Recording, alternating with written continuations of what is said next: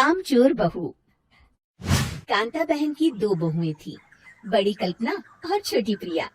कल्पना का जैसा नाम वैसा ही काम। सारा दिन कल्पनाओं में रहती, ना कोई काम करती ना कोई धाम। अरे कल्पना बहू, जरा अच्छी सी चटनी पीस दे, आज कुछ मजेदार खाने का मन है। पेट में जलन हो जाएगी माँ जी बुढ़ापे में, और वैसे भी मेरा काम करने का वक्त शाम का है, अब प्रिया को ही बोल दो। इतना कहकर कल्पना वहां से चली जाती है। कांता कल्पना के ऐसे रवैये से काफी परेशान रहती हैं। मैं बना देती हूँ माँ चटनी। ऐसा बोलकर प्रिया माँ को चटनी बनाकर प्लेट में खाने को देती है कि तभी वहाँ कल्पना आ जाती है। अरे वाह चटनी, जरा चक्कर तो देखो, बड़े दिन हो गए। अरे नहीं बहू, तू तो रहने ही दे चटनी खाना, पेट में जलन हो जाएगी। इतना कहकर कांता और प्रिया दोनों हंसने लगते हैं। कल्पना सारा दिन या तो मोबाइल में यूट्यूब देखती या फिर सोती रहती। उसका कमरा भी बिखरा और गंदा रहता। एक दिन कल्पना का पति अशोक उससे कहता है, अरे कल्पना, जानवर भी उस जगह को साफ कर लेता है जहाँ वो बैठता है, तुम तो इंसान हो, कैसे इतने गंदे कमरे में रह लेती हो? देखो सारा सामान यहाँ वहाँ बिखरा पड़ा है। ज्यादा अपनी माँ का बोल ना बोलो। हाँ, कमरा तुम्हारा भी तो है, गंदा लग रहा है तो साफ कर लो।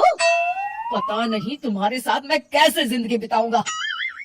इतना कहकर अशोक वहाँ से चला जाता है।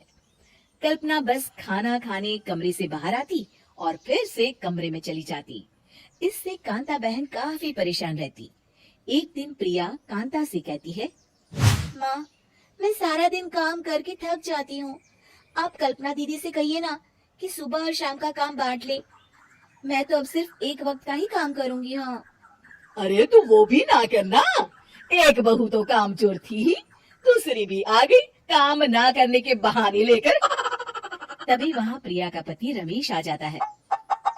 माँ, मैं देख रहा हूँ भाभी कोई काम नहीं करती, प्रिया सारा दिन घर और रसोई का काम करती है, अब कुछ करो ना माँ। कांता मन में कुछ सोचती है और कल्पना के पास जाती है। कल्पना फोन पर मेकअप करना देख रही होती है। कल्पना, तुम सारा दिन बस मोबाइल देखती हो, घर का कोई काम भी कर लिया करो। प्रिया सारा दिन काम करके थक जाती है, आज से मैंने फैसला किया है, एक वक्त का काम तुम करोगी, सुबह का खाना तुम बनाओगी और रात का प्रिया। आप लोगों ने काम को हवा बना रखा है। अरे पता नहीं थोड़ा सा ज्यादा काम करने में आप लोग घबरा क्यों जाती हैं? और हाँ, बहुत ज्यादा प्रिया की तारीफ मत करिए मेरे सामने, बड़ी बहू तो मैं ही रहूंगी। मैं कुछ नहीं जानती, कल सुबह मुझे वक्त से खाना चाहिए, रसोई में आ जाना, वरना कल से तुझे खाना नहीं मिलेगा। अगली सुबह कल्पना रसोई में नहीं आती है। वो देर से सोकर उठती है और बाहर आकर कहती है, भूख लगी है, आज खाने में क्या है? इतनी देर हो गई, आज किसी ने मुझे उठाया भी नहीं, पता नहीं कहाँ है सब। कल्पना को घर में कोई नहीं दिखता। वो रसोई की तरफ जाती है जहाँ बड़ा सा ताला लगा होता है।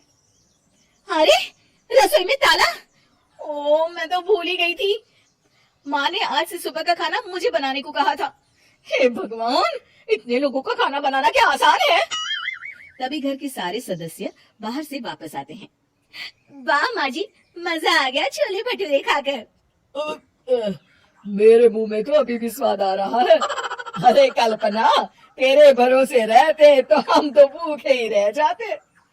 कल्पना को बहुत गुस्सा आ जाता है।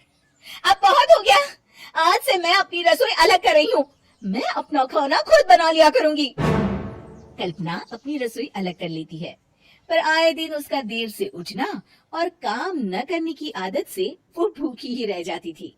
उसी के सामने घर के लोग अच्छे अच्छे पकवान खाते और कामचोर कल्पना को जैसे तैसे ही खाना बनाकर खाना पड़ता। पर एक दिन तो हद ही हो गई। माँ, दीदी आज सुबह से कमरे से बाहर नहीं निकली, हमें जाकर देखना चाहिए। सो रही होगी कामचोर कहीं की, पर तुम कहती हो तो चलो देख लेते हैं उसे। कल्पना कमरे में पेट पकड़कर बैठी होती है। हाय मेरा दर्द, पेट दर्द के मारे मर रही हूँ मैं।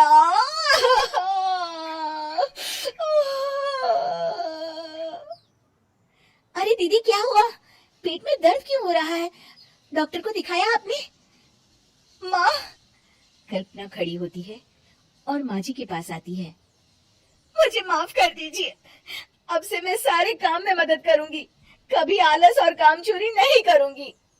हाँ हाँ, वो तो ठीक है, लेकिन अचानक क्या हो गया जो तू काम करने को तैयार हो गई? काम चोर कल्पना। माँ, लगातार बासी और उल्टा पुल्टा खाना खाने के कारण मेरे पेट में इन्फेक्शन हो गया है। काम न करना पड़े इसलिए मैं 2 दिन का खाना एक दिन ही बना लेती थी। बासी और खराब खाना खाने के कारण लेने के देने पड़ गए। पेट में दर्द हो रहा है। चलो अच्छा हुआ, देर आए दुरुस्त आए।